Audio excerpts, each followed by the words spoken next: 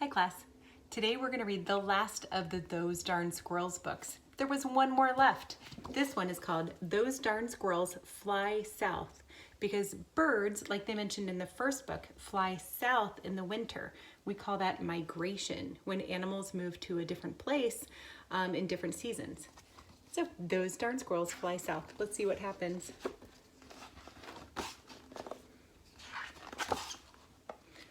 Old Man Fookwire lived at the edge of town in a beautiful forest full of birds and squirrels, but he was such a grump. He scolded fireflies for being too bright. He yelled at clouds for being too fluffy. And when the lilacs bloomed, he pinched his nose with a clothespin so he wouldn't have to smell their scent. What do you think lilacs are? They're flowers.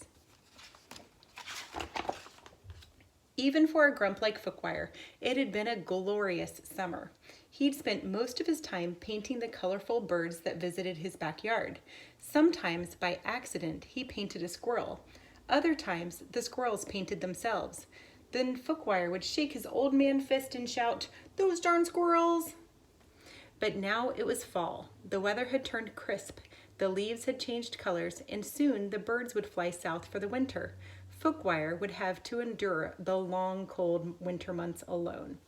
He wrote in his diary, he says, "Dear diary, the birds are going to leave soon, and that makes me sad."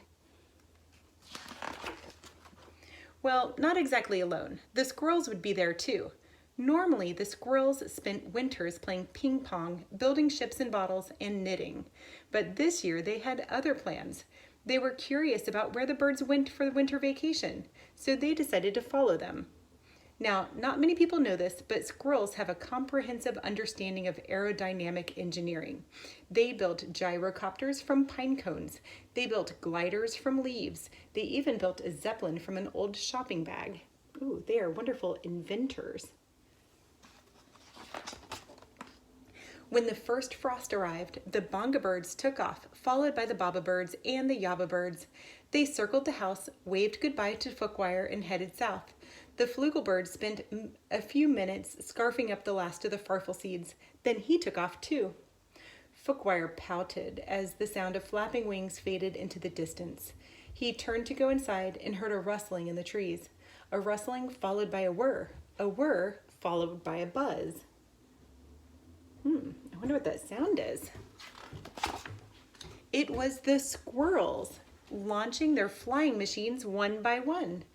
Some of the aircraft flew straighter than others, but eventually they all flew up and away from the harvest-colored treetops and into the cool blue autumn air. Oh, look at their flying inventions. The old man could hardly believe his eyes. "Great googly moogly," he said. "It's a whole flock of flying squirrels." The squirrels followed the flugelbird for days. They flew through the night. They flew through the rain. They even flew through turbulence. Ooh, turbulence is when the wind makes the airplane or flying gadget bump around. Finally, just when the squirrels thought they couldn't fly any longer, the flugelbird swooped down and landed gracefully on a beach.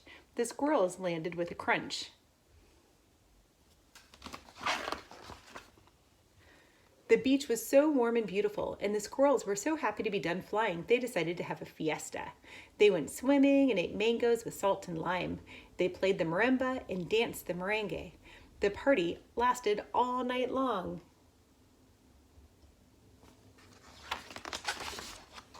Over the next few weeks, the squirrels made themselves right at home. There were many new plants to snack on. There were also many new birds to see. There were cocoa birds, kiki birds, and carumba birds.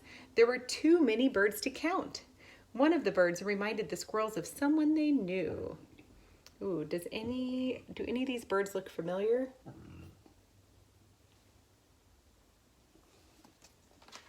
Look at that one. Who does that remind you of?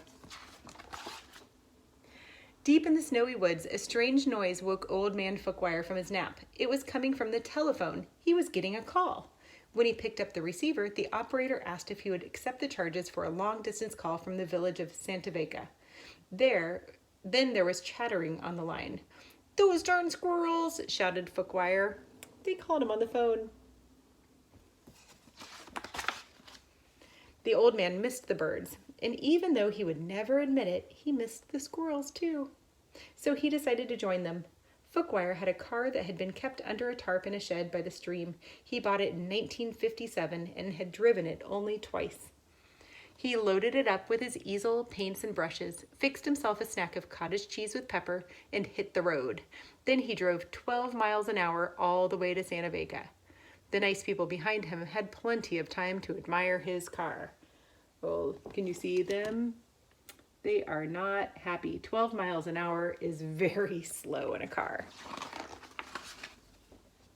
Finally, Fookwire arrived at the little village. He spotted the flugelbird flying overhead and followed him to the beach. When he got out of the car, the squirrels gave him a big hug. Oh.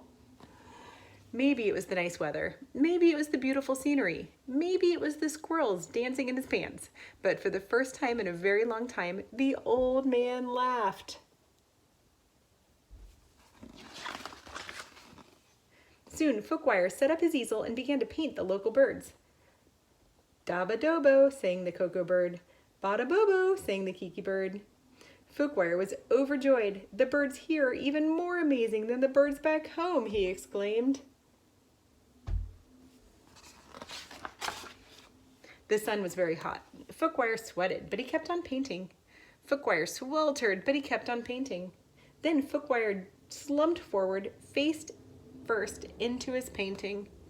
The squirrels dragged the old man into the shade and gave him some water. He was as red as a bonga bird. Oh no, he forgot his sunscreen. He decided it was time to go home. The squirrels decided to go with him. They had a wonderful vacation, but after all, it was almost time for their annual snow fort building competition. They had one last snack of mango. Then Fookwire waved goodbye to the birds, and they all piled into the car.